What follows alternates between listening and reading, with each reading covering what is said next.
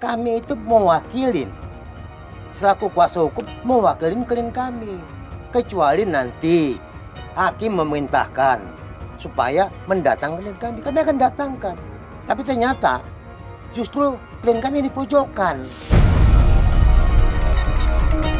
Setelah melakukan pengujian, penelitian, dan pendalaman, dia tidak melihat adanya perjanjian itu. Kalau kita seorang praktisi hukum mau ikut arus netizen, ini kita sesat. Jangan menyampaikan berdasarkan penerawangan, keyakinan saya, dan kemenyan. Saat ini timbul perpecahan di masyarakat. Ada kelompok pendukung, ada kelompok kontra. Ini nggak baik untuk masyarakat.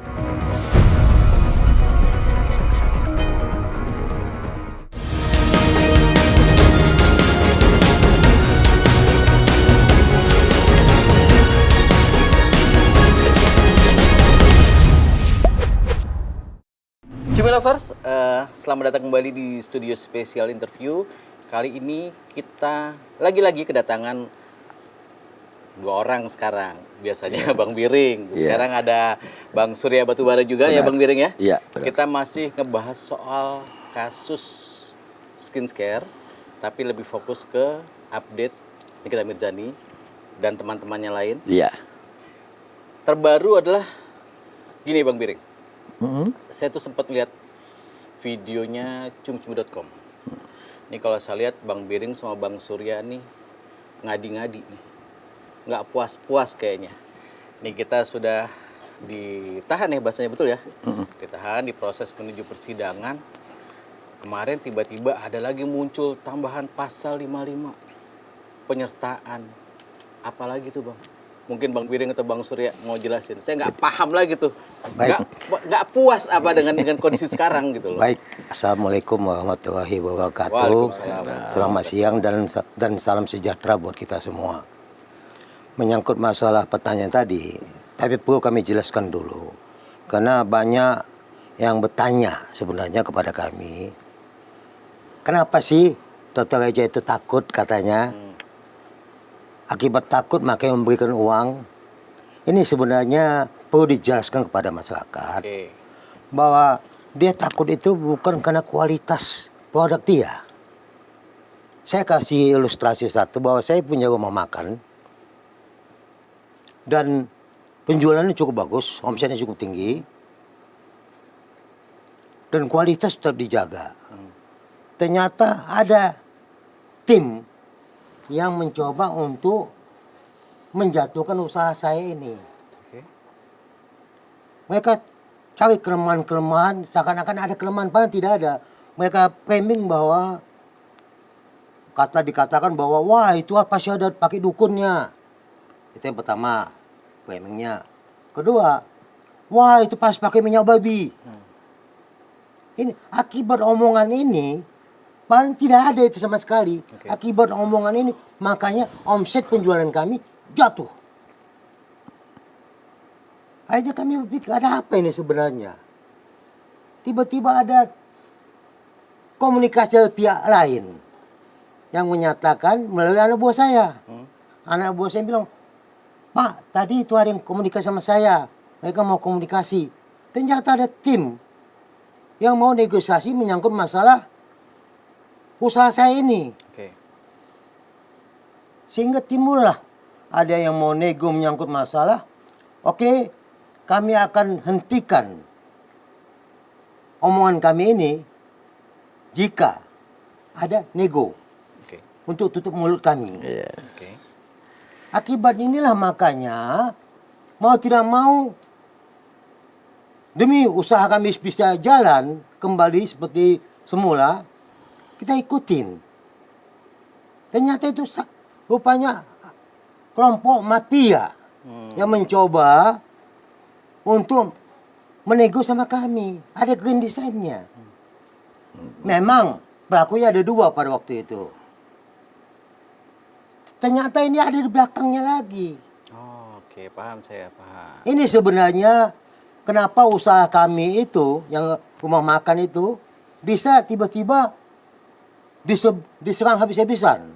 apalagi zaman teknologi saat ini dengan adanya sosial media yang luar biasa untuk menyatakan yang hitam jadi putih, yang putih jadi hitam.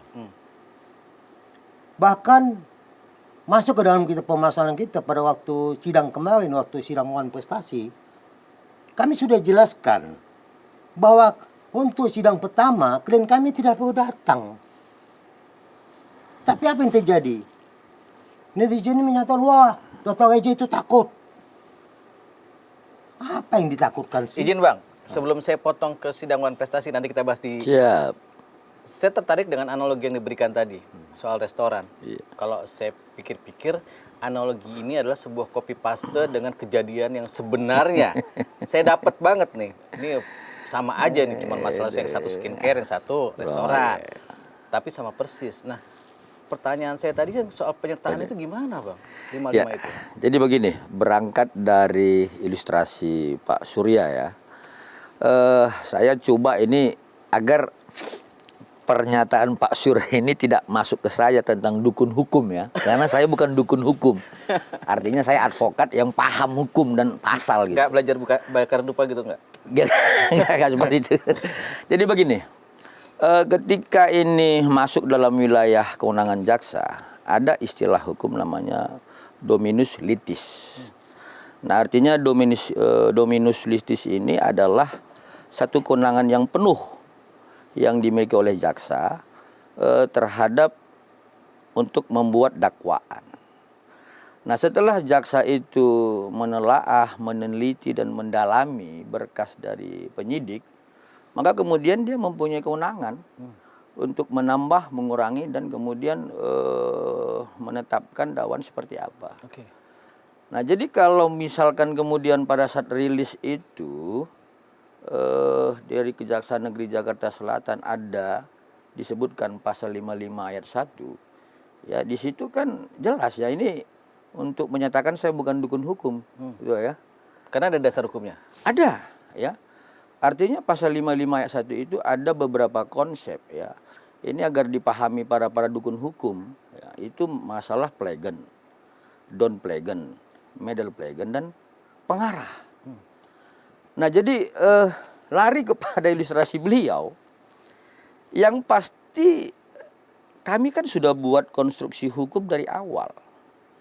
Kami menduga bahwa ketika nanti fakta-fakta persidangan dibuka dan dikaitkan dengan hasil forensik keempat handphone milik inisial O, S, NM, dan IM, saya menduga kuat ya. Ini konsep hukum tentang don plegen atau pengarah akan terbukti. Nah, lalu kemudian terhadap ini, minggu lalu saya sudah sampaikan, kemarin Mas Hadi, liburan mungkin ya, ke Bang Vincent ya, saya sampaikan. Klien kami itu sudah mengerti dan paham bahwa sebenarnya saudari NM ini bukan sebagai penanggung jawab utama dalam peristiwa pidana ini. Ya, klien kami sudah paham itu. Sehingga kemudian kalau saudari NM itu tidak mau membuka fakta-fakta yang sebenarnya, ini kan berisiko penuh terhadap dia gitu. Nah, ini menarik nih Bang. Karena kan sementara ini kan publik hanya menyoroti NM dan IM. Tadi Abang sebut 4 nama nih, 4 inisial, dan O dan S nih, yang 2 nih. Iya. Saya juga penasaran, yang 2 kemana? Nah, itu yang kami beberapa waktu yang lalu kan sudah melakukan upaya-upaya seperti menyurati Mabes Polri untuk dilaksanakan gelar perkara khusus. Agar tujuannya dibuka dalam gelar perkara khusus itu. Apa sih kendala dari penyidik sehingga kemudian terhadap peristiwa yang kami anggap 27 Oktober dan 27 November itu hilang, dibuka kembali di dalam gelar perkara khusus. Dan kemudian terhadap peristiwa 27 Oktober dan 27 November itu dikaitkan dengan hasil forensik yang dilakukan oleh Dircyber Polda Metro Jaya. Tetapi ini kan tidak terjadi kan seperti itu. Nah, kalau masa dipertanyakan kemana si O dan si S, ya mungkin masih di sana gitu. Nah, nanti ya kalau menurut saya ya kita lihat nanti fakta persidangan gitu. Dalam bahasa yang mudah dimengerti, mungkinkah kalau NM itu tanda kutip pasang badan buat orang lain? Kalau sekarang saya belum bisa pastikan ya Mas Adi ya. Tetapi harapan klien kami ya dari awal kami sampaikan bahwa klien kami tidak memiliki dendam apapun lagi terhadap saudari NM. Kemudian setelah mengetahui peristiwa seperti ini, ya dia berharap agar saudari NM ini tidak pasang badan lah seperti itu. Sebelum saya tadi bocorannya menarik banget, Bang Biring berkali-kali ngomong soal dukun hukum, ya kan? Sebelum saya masuk ke dukun hukum nih, kayaknya Bang Surya yang bakal jelasin. Saya mau tanya sekali lagi ke Bang Biring. Bang, bagaimana mungkin klien Abang tidak menaruh dendam atau tidak menaruh rasa tidak suka terhadap NM, sementara klien Anda dilaporkan baru nih kontestasi, tidak pernah hadir pula di sidang. Orang lihatnya, lo pasti ada masalah lo, takut lo nggak pernah hadir lo. Gimana menjelaskan itu, Bang? Nah jadi begini, kalau ada yang mengaku-ngaku praktisi hukum, kemudian menyatakan bahwa klien kami itu harus hadir dalam gugatan perdata, ya itu yang menurut beliau itu dukun hukum, ya menurut saya itu benar. Karena begini, praktisi hukum itu harus paham hierarki undang-undang. Itu diatur dalam Undang-Undang 12 tahun 2011 di pasal 7 dan pasal 8. Tentang gugatan hukum acara perdata ya, itu diatur dalam HIR, ya, Hergien Inlands Reglement. Di pasal 123 dijelaskan, ya, ayat 1, bahwa penggugat dan tergugat bisa diwakilkan oleh kuasanya. Itu dibedakan dulu. Oke. Nah, kemudian ini kan didengung-dengungkan. Ya. Perma nomor 1 2016 harus ada dan sebagainya. Perma itu mengatur tentang soal prinsipal yang harus hadir dalam mediasi. Oke. Kalau dalam hukum acaranya itu HIR. Di pasal 123 ayat 1 disebutkan dapat diwakilkan oleh kuasa hukumnya. Nah, jadi kalau misalkan ada yang menyatakan bahwa wajib karena berdasarkan Perma nomor 1 2016, ini kan yang tidak paham hierarki undang-undang. Nah, artinya Perma itu kan tidak masuk dalam hierarki. Tetapi dalam persoalan mediasi itu aturannya seperti itu. Jadi kami ini kan yang dikuasakan. Dan kami itu berdiri dan mempunyai kedudukan hukum berdasarkan HIR pasal 123 ayat 1. Nah seperti itu. Jadi kalau kemudian dikatakan klien kami Berarti begini, tidak ada yang salah dengan ketidakhadiran klien Bang Biring dan Pak Surya di sidang perdata kan? ya silakan aja buka di Google nanti apakah yang saya nyatakan ini benar atau salah gitu. Tapi silakan juga yang sebelah sana mengoreksi pendapat dia, buka di Google, belajar lagi gitu loh. HIR itu adalah undang-undang gitu. Kalau nggak salah itu penetapannya tahun 1926 ya. Tapi kemudian terhadap itu ada perubahan-perubahan yang baru. HIR ada perubahan untuk pidana KUHAP diganti seperti itu. Ada beberapa tahapan. Jadi kalau kita tidak tahu sejarah hukum, kemudian tiba-tiba ngomongnya di ujung-ujung membicarakan soal keperdataan berdasarkan Perma, ini kan kacau hukum kita seperti itu, Mas Adi, seperti itu. Iya, berarti saya harus nanya ke Pak Surya sekarang. Silakan. Pak Surya, Ya Bang. kemarin lantang banget nih pada saat di Cumi-Cumi saya lihat ada istilah baru, dukun hukum gitu. Saya nggak paham, Bang. Maksud Bang Surya dukun hukum itu apa gitu? Apakah mereka bakar dupa atau belajar atau gimana gitu? Jadi sebenarnya kalau kita praktisi hukum, ya harusnya acuan kita kan undang-undang. Ya, Sehingga untuk bicara itu berdasarkan undang-undang. oke. Kalau saat ini kan banyak berbicara seperti yang kami sampaikan dukun hukum itu. Kenapa kami katakan dukun hukum? Karena dia dasarnya itu ya bakal kemenyan, pakai kain putih, sehingga dan hasilnya ada penerawangan, Prediksi gitu ya? prediksi penerawangan. Jadi diterawang, oh ini kasusnya begini, Oke. kan jadi kita jadi enak. Kok bengak banget sih manusia yang begini ya? Istilah kami itu bengak di Medan. Abang yang ngomong lah ya. Nah, istilah kami. Abang Kok yang ngomong bengak ya. banget sih ya. Jadi udah jelas fakta-fakta hukum itu ada yang harusnya kita kemukakan. Bukan berdasarkan analisa menurut saya. Jangan. Oke. Hukum itu sesuai ketentuan, peraturan dan undang-undang. Kalau bicara, saya kadang-kadang prihatin sih dengan yang katanya ahli hukum, tapi menyesatkan masyarakat. Kita jadikanlah ini jadi edukasi kepada masyarakat. Bagaimana sih sebenarnya mekanisme hukum ini? Saya angkat topi kepada abang anda kami, Abang Iki Stohang. Dia menjelaskan begitu baik, jelas. Dan masyarakat memahami apa sih ini sebenarnya. Terjadi apa ini sebenarnya. Tapi saat ini kan banyak yang ngaku-ngaku ahli hukum yang berdasarkan dukun hukum, berdasarkan kemenyan. Nah, terus efek apa yang abang rasakan atau klien abang rasakan secara langsung terhadap statement-statement orang-orang yang abang anggap, abang bilang tadi sebagai dukun hukum? Akibatnya bahwa klien kami dipojokkan terus-menerus. Kami sudah jelaskan. Seperti contoh ya, Wan Prestasi. Kami kan sebagai kuasa hukum. Ya. Kalau diperdatakan kuasa hukum, mewakili klien kami. Kami sudah jelaskan bahwa untuk sidang tahap awal, klien kami tidak perlu datang. Karena klien kami itu bukan pengangguran. Klien kami itu pengusaha yang waktunya sangat terbatas.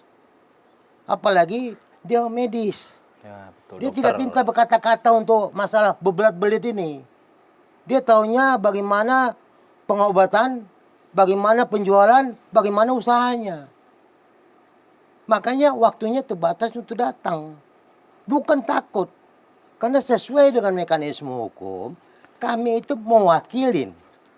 Selaku kuasa hukum, mewakilin klien kami.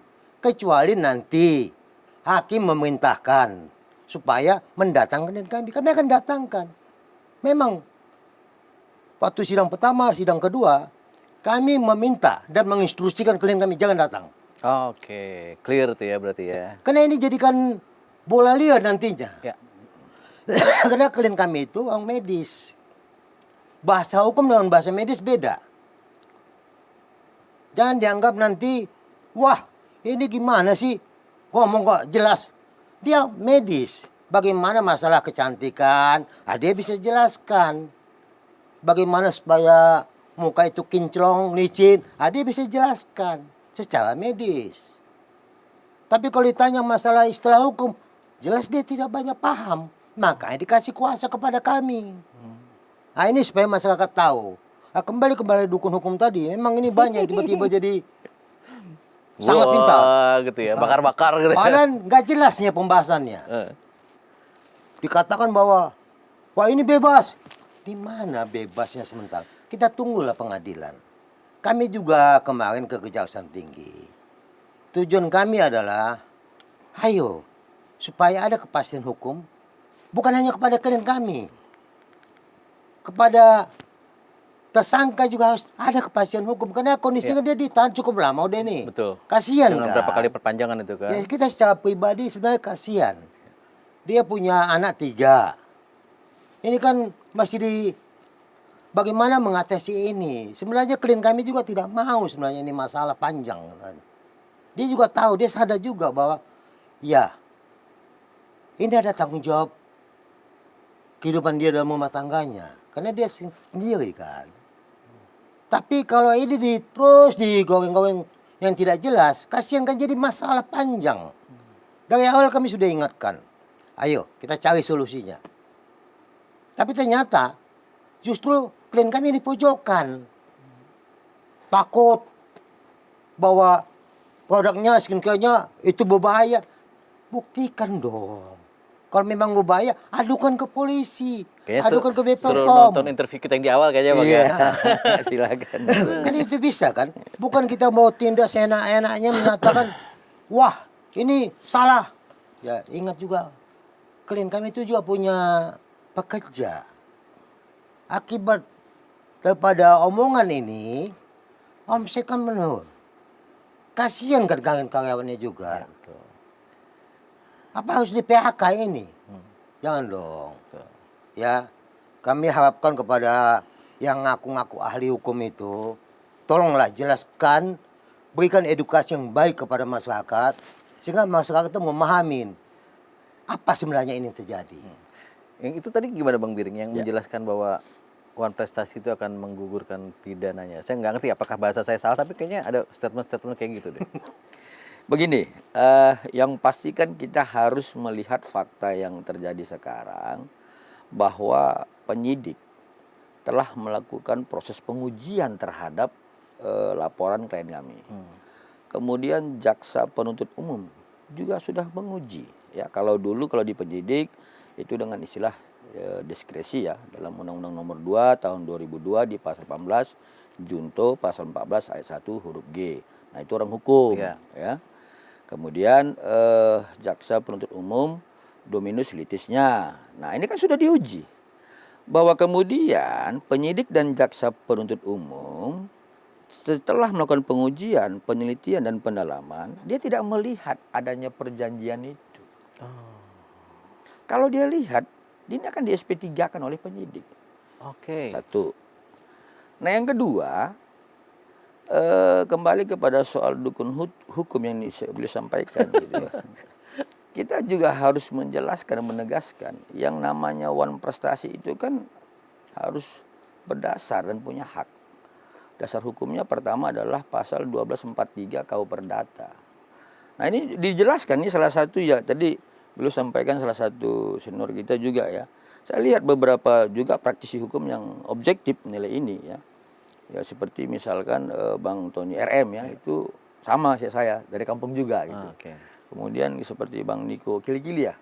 Nah, ya objektif melihat seperti itu. Jadi dasar hukum Wan Prestasi disebutkan 1243 KUH Perdata. Pertama, harus berdasarkan adanya perjanjian. Oke.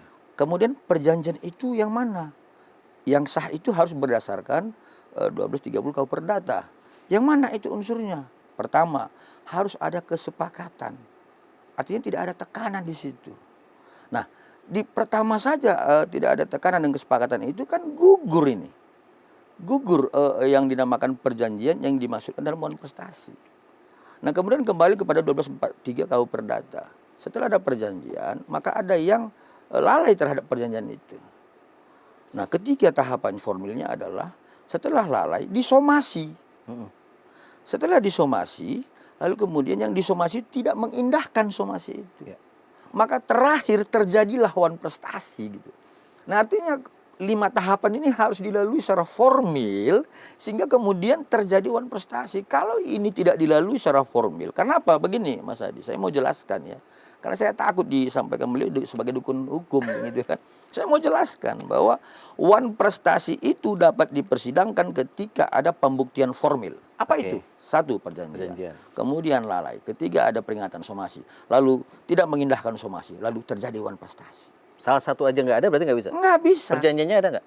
Nah, kan tadi saya bilang, perjanjian itu kan 1230 KUH Perdata. Nah, artinya ada kesepakatan yang harus dengan tidak ada tekanan dan sukarela. Gugur di situ. Kemudian ditambah lagi dengan proses penyidikan oleh pihak dari penyidik Polda Metro Jaya dan proses dari penilaian pendalaman dari JPU. Ini kan sudah gugur.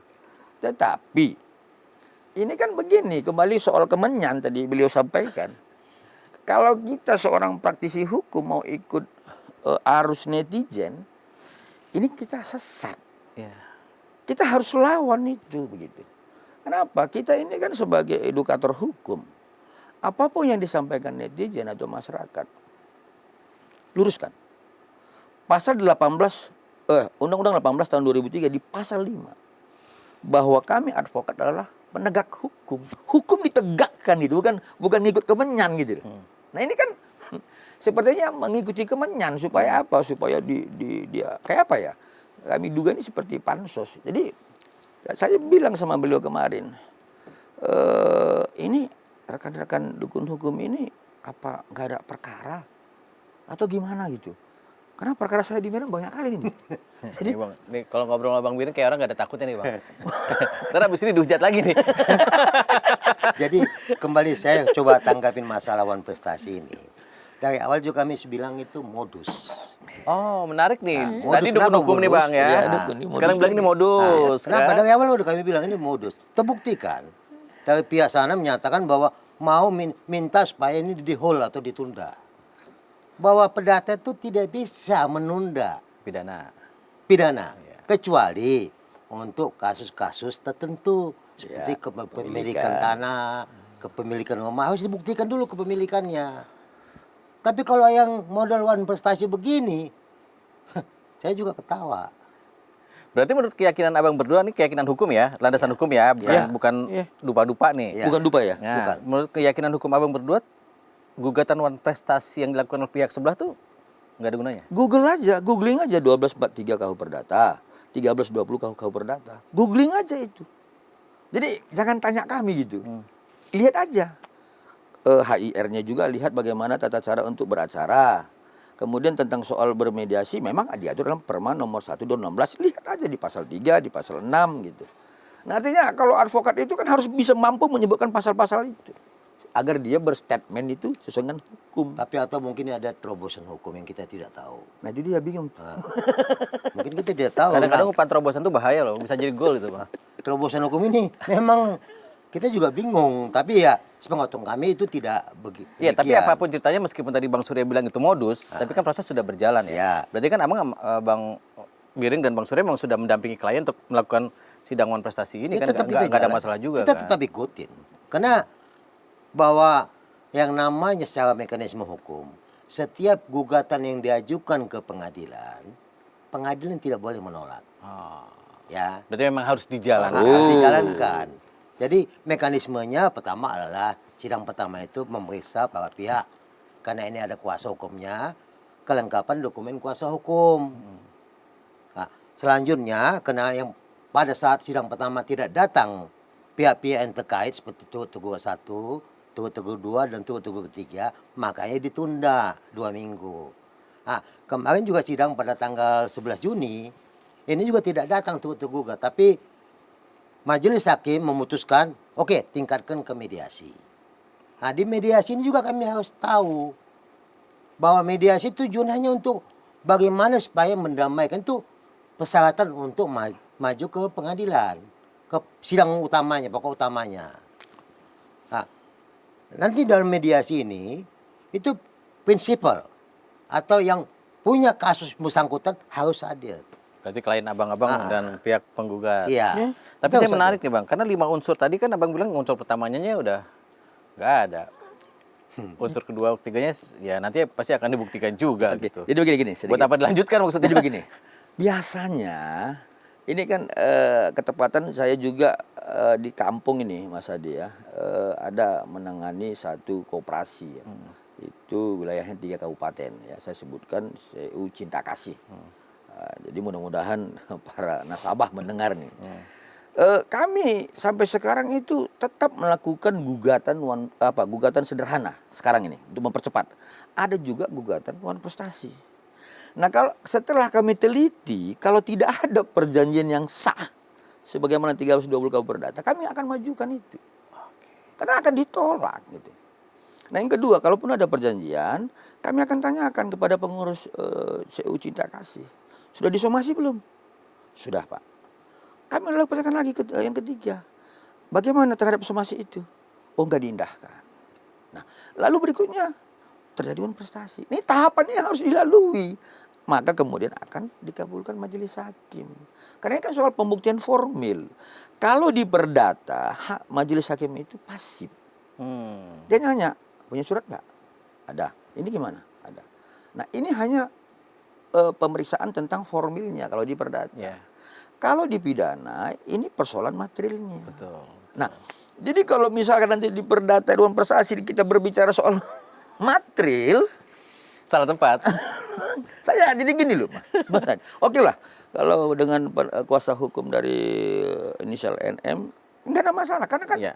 masing-masing kami ini harus mempertahankan kedudukan hukum klien kami. Dan sama-sama punya keyakinan hukum Iya masing-masing dong, kan. karena Iya. diatur dalam Undang-Undang 18 tahun 2003 di pasal 14 dan 15 disebutkan tentang kami boleh berpendapat di dalam dan di luar pengadilan. Tetapi terhadap di luar kami, ini ya harus objektif dong.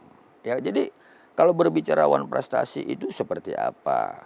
Kemudian turunan-turunan undang-undangnya harus memahami juga asas-asas hukum. Misal, dia harus pahami tentang lex superior derogat lex inferior, atau lex spesialis derogat lex general gitu. Atau misalkan yang lainnya ada nullum delictum, nulla puna, sine profea, lega ponali.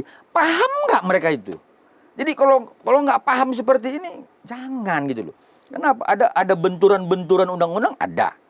Ketika benturan undang-undang dan pasal ini ada, maka naik ke dalam azas gitu loh. Nah tapi kalau misalnya yang saya sebut ini nggak paham dan nggak pernah mendengar, apalagi nggak bisa menyebutkannya, jangan dong gitu loh. Ini saya ini pengacara kampung gitu loh. Jadi bingung juga di kota ini Petani seperti jeruk apa. ya, Bang? Itu maksudnya. Ya, Bang. Kemarin ada juga nih abang berdua ngomong bahwa ayo dong sidangnya disegerakan, dipercepat. Tujuannya apa, Bang? Ya, Aduh nggak sabar banget. Tujuan kayaknya. kami kan ini sebenarnya. Ini kan supaya masyarakat juga tahu benar nggak ini kasus. Maka kita buka di persidangan karena saat ini kan kami juga nggak bisa membuka semua permasalahan ini kepada masyarakat. Tapi pengadilan dalam waktu sidang ini nanti kelihatan bagaimana sebenarnya kasus ini. Benar nggak ada pembahasan, benar nggak ada TPPU. Itu di persidangan nanti dibuka. Maka kami harapkan supaya ini cepat. Masyarakat tidak gonjang-ganjing menyatakan bahwa ini salah, ini benar. Kalau kami masuk ke pembahasan itu, kami juga nggak mau mendaluin hakim yang ada di pengadilan, baik pidana maupun perdata. Kita harapkan supaya ini dipercepat. Di samping kepada masyarakat juga kami kan hak daripada tersangka maupun pelapor kan mesti tahu ini juga. Bagaimana sih pengembangan kasus ini? Supaya jelas. Ada kepastian penegakan hukum. Itu aja tujuan kami mendesak supaya ini ayo masukkan ke pengadilan. Kalau dilihat dari dua statement Bang Surya tadi cukup perhatian sekali terhadap tersangka ya, Bang. Ya sebenarnya begini. Kadang ingin cepat sidang, kasihan Iya. anaknya juga. Benar. Iya. Tidak melupakan faktor-faktor humanis maksud saya tetap di perjuangan itu ya, Bang ya. Pertama yang mau saya tegaskan, yang Pak Surya sampaikan ini kan adalah apa yang disampaikan oleh klien kami. Oh. Ya pada prinsipnya kan tadi saya bilang, sampaikan bahwa klien kami itu pertama tidak lagi mempunyai dendam terhadap saudari NM. Dari awal saya katakan mulai Februari. Yang kedua, setelah mengetahui peristiwa-peristiwa hukumnya melalui pertanyaan-pertanyaan penyidik pada tanggal 14 April 2025 kemarin, yaitu terkaitan dengan petunjuk jaksa, klien kami menyimpul, ya ini kalau orang bodoh pun mengerti dengan pertanyaan penyidik, bahwa ini arahnya bukan kepada penanggung jawab utama yaitu saudari NM, tapi kepada orang lain gitu. Ya, Dari pertanyaan penyidik itu kita bisa simpulkan, oh ini ada ini. Gitu.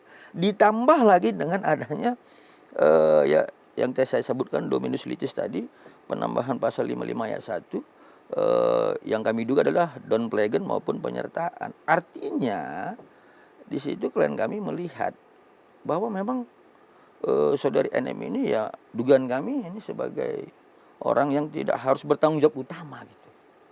Nah, terhadap itu ya, jadi kembali yang beliau sampaikan secara humanis ya, jangankan klien kami saja harus begitu, gitu. Apalagi klien kami.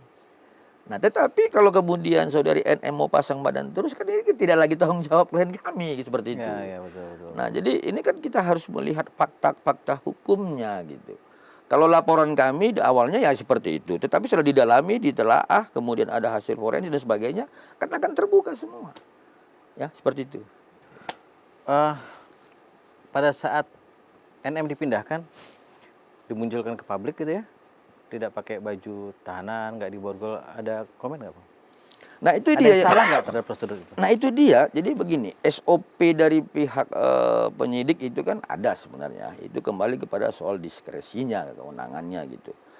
Tetapi akan menjadi sebuah pemikiran-pemikiran yang agak membuat posisi dari Polri ini akan semakin presiden buruk ya oleh masyarakat. Kenapa? Karena kalau kita lihat misalkan ini kalau kita di Kampung Balik ini Mas Hadi ya, kalau misalkan tukang beca, pembegal, maling ayam langsung diborgol tuh. Ya. Nah, artinya konsep azas equality before the law kan tidak diterapkan di situ. Betul. Nah, tetapi ya sudahlah itu mungkin dari kewenangan penyidik. Tapi ketika kita lihat jaksa penuntut umum mengambil alih ini, ya di sini kita jelas melihat bahwa adanya tangan diborgol kemudian dipakaikan rompi. Ya. Nah, artinya masyarakat melihat itu loh. Ya tapi kalau misalkan mak-mak daster pasti tidak melihat itu gitu. Betul. Yang cerdas, yang berpikir positif melihat itu. Betul. Nah, jaksa ini mungkin lebih on the track terhadap sebuah konstitusi. Saya pikir seperti itu. Bang Surya, saya kenal Bang Biring dari awal kasus ini gitu ya. Kita kebetulan baru ketemu hari ini gitu ya. Bang Biring dengan kasusnya, saya tidak bicara secara pribadi sebagai pengacara, tapi dengan kasusnya berhasil mematahkan anggapan orang bahwa ada seseorang yang kebal hukum. Semua orang sama di depan hukum, mengalami hal yang sama juga, diperiksa dan akhirnya sekarang sampai ditahan gitu ya. Bagaimana Bang Surya melihat kasus ini sebenarnya? Ya saya yakin Bang Biring, Bang Surya adalah pengacara-pengacara yang sudah banyak menangani kasus dengan berbagai macam level gitu ya. Bagaimana Bang Surya melihat duduk perkara kasus ini secara hukum, bukan secara penerawangan? Jadi sepandai-pandai tupai melompat, akhirnya jatuh juga. Jadi itu pembelajaran bagi kita bahwa semua manusia itu bangsa Indonesia ini sama di depan hukum. Kalau salah, ya ini resikonya. Tapi kita berharap bahwa dengan kejadian ini, apa dikatakan dia kebal hukum, dia punya decking, itu semua terbantahkan dengan kasus ini. Bahwa hukum masih bisa ditegakkan di negara republik tercinta ini. Ya, ini supaya jelas ya. Jadi yang nama katanya punya decking, punya apa itu ternyata tidak. Tetap berpacu pada landasan undang-undang dan ketentuan-ketentuan yang ada. Bukan kemenyan. Bukan decking, bukan penerawangan, Bukan tapi modus. sesuai dengan fakta-fakta hukum. Itu aja. Jadi yang katakan bahwa dia manusia kebal hukum, terbuktikan. Kami angkat topi dengan pihak penyidik yang bisa mengemas ini hanya benar. Ada kasus itu. Dan itu naik ke penyidikan, dari penyelidikan naik ke penyidikan. Dan ditahan. Itu sesuai mekanisme. Lanjut kepada Kejaksaan Agung sudah menyatakan bahwa ini P21. Dan kita tinggal menunggu ke proses persidangan. Kapan JPU untuk mendaftarkan ke persidangan kita belum tahu. Tapi kami harapkan secepatnya lah ini. Ya, karena kemarin sudah didorong kan. Kami juga harapkan secepatnya ini supaya penegakan hukum itu dapat dilaksanakan jelas. Masyarakat tidak Dibuat ombang-ambing gitu ya. gitu. Ini mana nih? Bagaimana ini? Kalau sudah masuk ke persidangan, itu jelas terbuka semua kok. Kan tutupin. Hanya kami kembali lagi sebagai ya kita masih punya perasaan kasih itu kepada sesama kita. Nah, saya sebenarnya prihatin dengan kondisi Nikita dan Mail. Walau bagaimanapun, cobalah sampaikan apa adanya. Sehingga di persidangan itu nanti bisa hakim kan nyuap pertimbangan. Ya. Nah, kalau memang ini hanya sebagai alat, berarti ada yang menyusun strategi ini. Jangan mau jadi tumbal. Harapan kami itu kepada nantinya jadi terdakwa ini, bukalah semua. Walau bagaimanapun, kamu punya kehidupan sendiri. Jangan kena menolong atau membantu kawan-kawanmu, kamu yang berkorban jadinya. Kasihan. Itu harapan kami itu. Karena klien kami juga sebenarnya kepingin sih sebenarnya ketemu sama NM ini supaya ya sudah mari kita bicara dari hati ke hati. Itu katanya. Bang Biring, ini kan ya katakanlah kita tinggal menunggu waktu persidangan ya. Apa yang Bang Biring harapkan terjadi di ruang sidang terhadap ya mungkin tadi bukalah semua, jangan mengorbankan diri, masih banyak hal yang bisa dilakukan. Apa yang Bang Biring harapkan dari persidangan nanti? Jadi untuk menghindari bahwa saya adalah penerawang ya, kembali ini karena senior saya ini kan suka mengkritik gitu. Oke. Jadi harapan saya tetap kepada persoalan bagaimana tentang ketentuan hukum acara itu berjalan. Pertama, dakwaan akan dibacakan. Oke.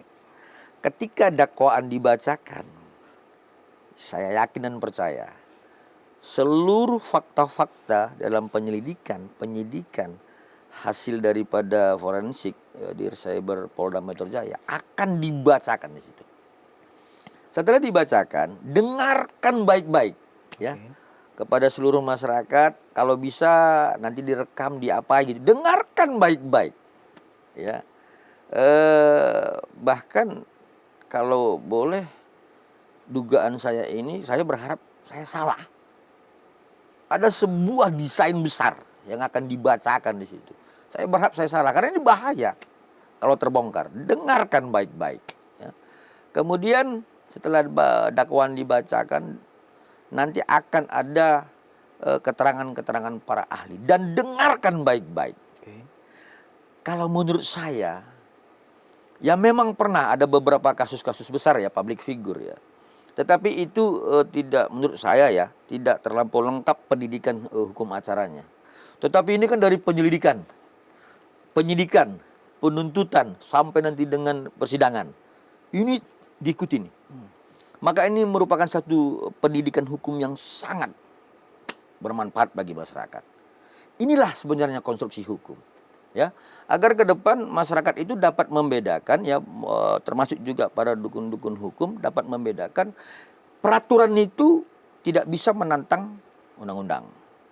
Ya, contoh misalnya Perkap tidak boleh melawan undang-undang, misalnya begitu. Perma tidak boleh melawan undang-undang, seperti itu.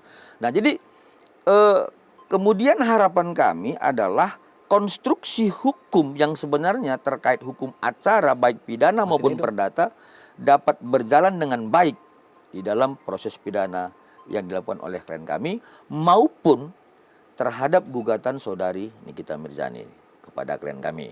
Itu satu. Nah, yang kedua, setelah dalam persidangan jangan lagi memposisikan diri sebagai kemenyan. Berpikirlah positif, ya. Jadi saya perlu sampaikan ya, bahwa terjadinya persoalan ini karena satu, banyak yang tidak memahami Undang-Undang 17 tahun 2023 dan kemudian aturan turunannya PP nomor 28 tahun 2024. Kemudian peraturan BPOM nomor 3 dan nomor 21 tahun 2022.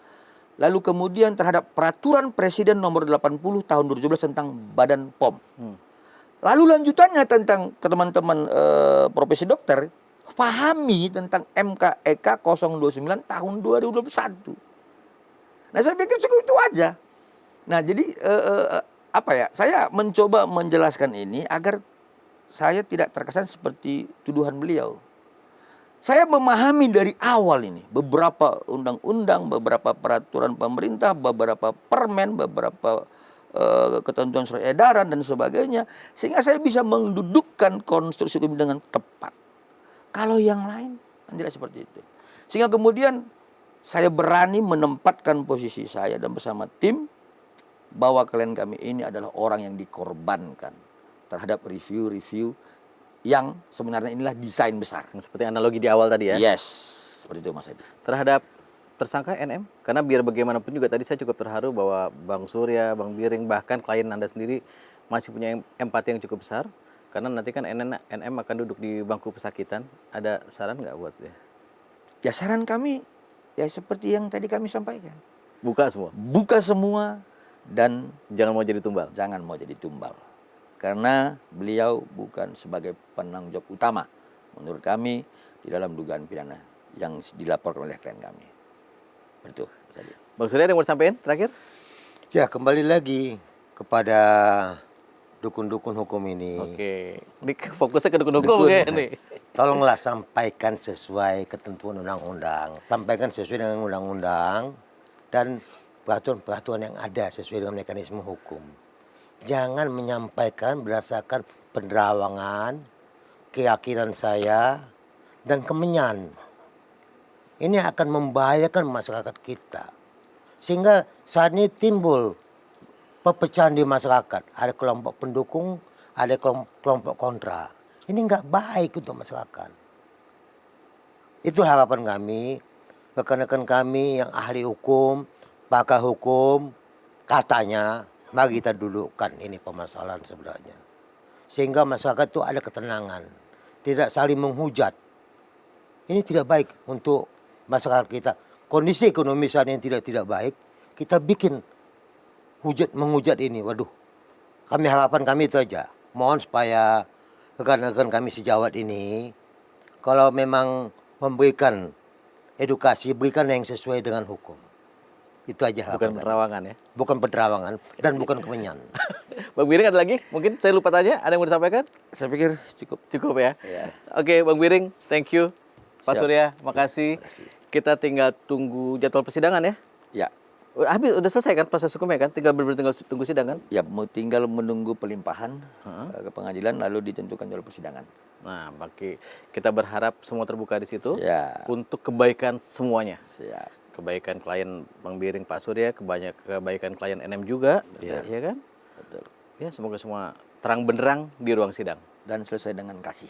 Selesai dengan kasih, itu yang penting. Karena tadi ternyata klien Bang Biring, klien Pak Surya juga cukup bersimpati kan terhadap NM kan?